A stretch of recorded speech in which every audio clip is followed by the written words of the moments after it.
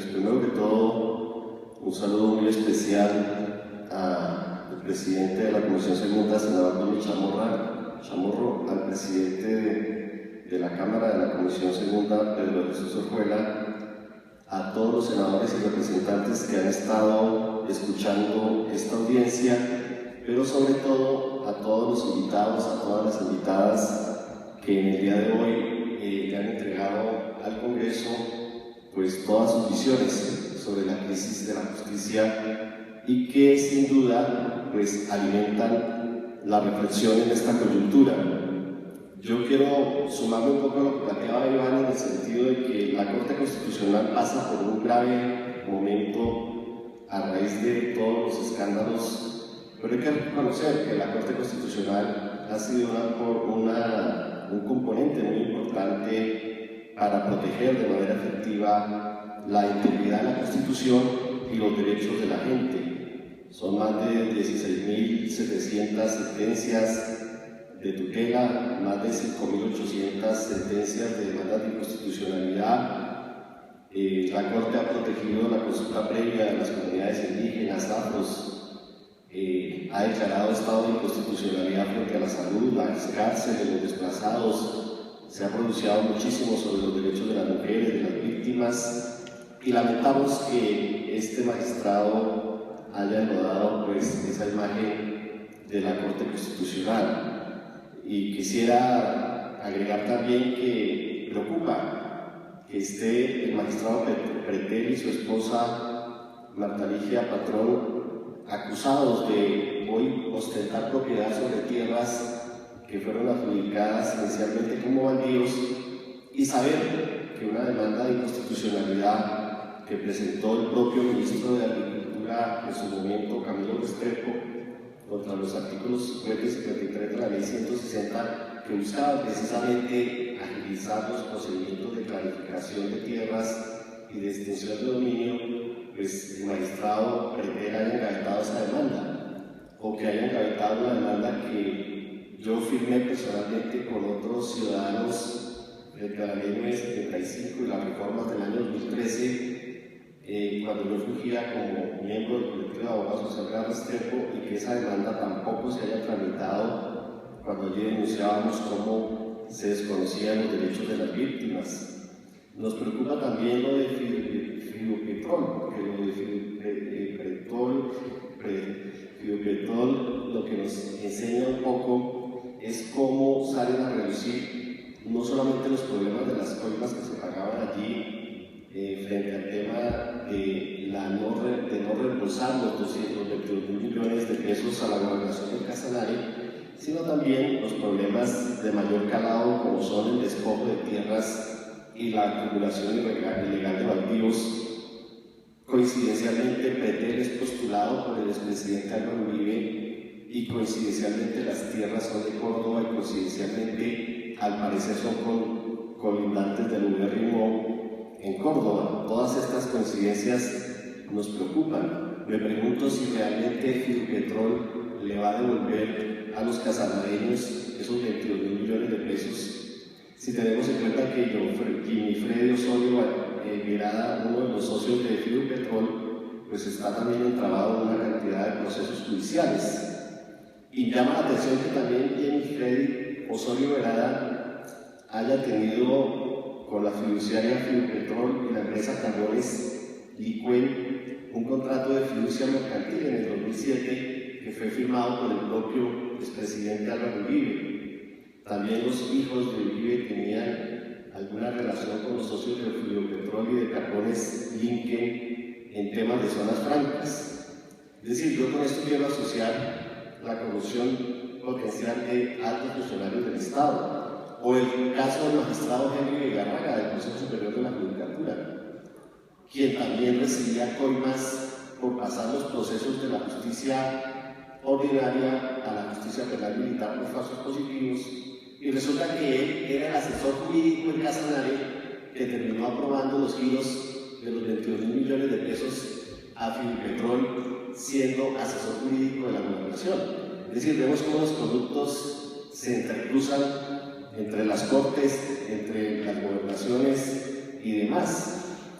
O también mirar cómo buena parte de los baldíos que hoy están en nombre de Fiupetrol terminaron en manos de Pacífico Rubiales en el Meta, 11 predios en Puerto Gaitán, que 9 de ellos tienen transferencia a título de beneficio sobre Metrapetróleo, que es una empresa de propiedad de Pacífico Rubiales.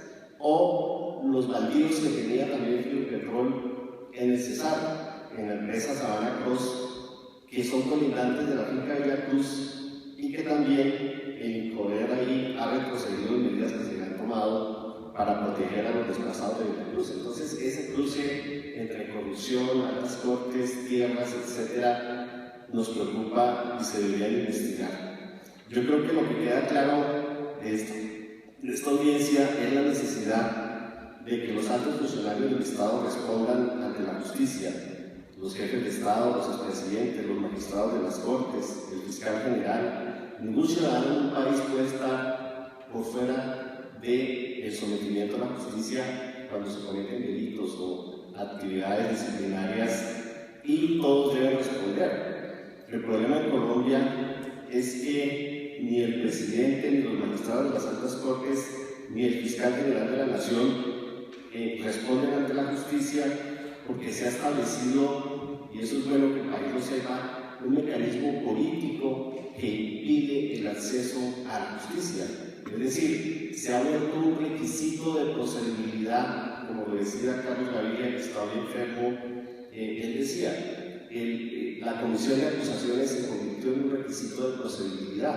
Es decir, estos altos funcionarios tienen que pasar por el miembro de la comisión de acusaciones, que es ponente, por la comisión de acusaciones, por la plenaria de la Cámara, luego por el senador acusador que designan en el Senado y luego por la plenaria del Senado.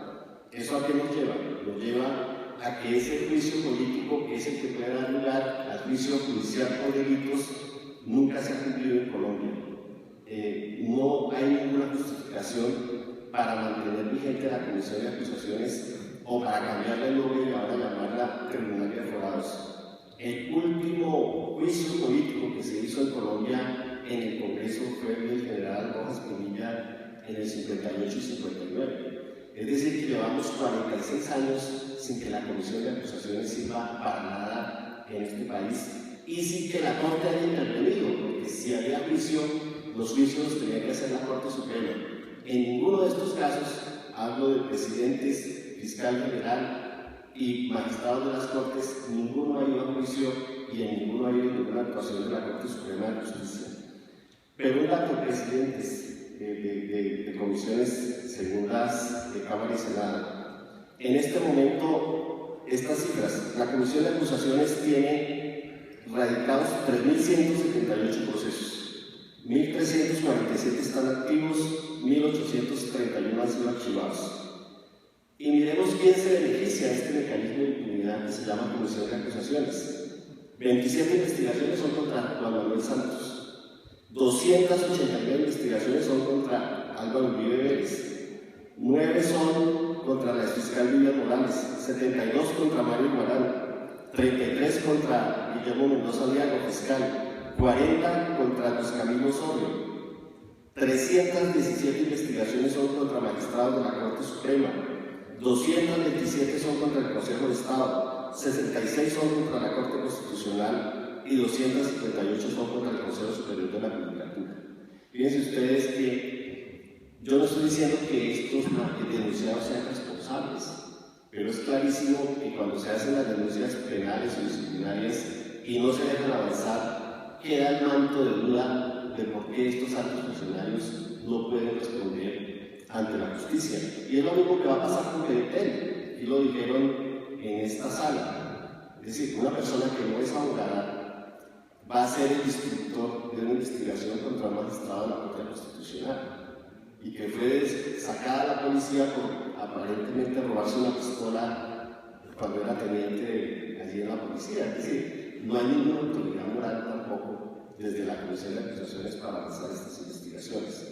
Todo esto para decir entonces que el Tribunal de Aforados, el Congreso tiene la responsabilidad, porque el Tribunal de Aforados se suponía que iba a ser la solución. Se suponía que el Tribunal de Aforados iba a ser un órgano órgano de justicia meritocrático, independiente, imparcial. ¿Y qué pasó en el Congreso? En el Congreso lo convirtieron en un simple apéndice del actual sistema de investigación, es decir, el Tribunal de Forados lo que hace es investigar, pero el que acusa o el que decide no acusar es la Cámara de Representantes, es decir, quedamos en la misma, le cambiamos el nombre a la Comisión de Acusaciones por Tribunal de Forados y con un agravante, y es que ahora no vamos a padecer un mecanismo de impunidad sino dos. ¿Por qué? La reforma dice el tribunal la Comisión de Acusaciones es vigente para todas las denuncias hasta hoy, incluyendo la de Petén. ¿Eso qué significa? Que como hay delitos que tienen prescripciones de 20 años de acuerdo al Código Penal y hay 1.300 investigaciones pendientes, la Comisión de Acusaciones, tal como está concebida hoy, tendría que mantenerse vigente 20 años más. Y paralelamente creamos un tribunal de forados que no va a servir para nada, porque también va a tener el mismo sistema, con un agravante. Y es que lejos de recortar la impunidad le ampliamos. En el Tribunal de Forados se le amplía la impunidad al vicepresidente de la República, se le amplía al Procurador General, al Defensor del Pueblo, al Contralor General, al Registrador Nacional y al Consejo Nacional Electoral. Es decir, no solamente el Congreso de la República mantiene el mecanismo de impunidad, sino que lo refuerza frente a altos funcionarios del Estado. Por eso el Polo Democrático no está de acuerdo con ningún sistema judicial de naturaleza política que genere la posibilidad de que los altos funcionarios del Estado respondan. Tampoco estamos de acuerdo con el fuero penal militar y con estos fueros que no son fueros realmente, sino que son privilegios para que altos funcionarios del Estado no respondan a la justicia. Por lo tanto, me parece que este evento es muy apropiado y pertinente para los debates que se vienen en la reforma del equilibrio de poderes. Muchas gracias. A usted, señor representante Uribe, ha solicitado la palabra el representante Moisés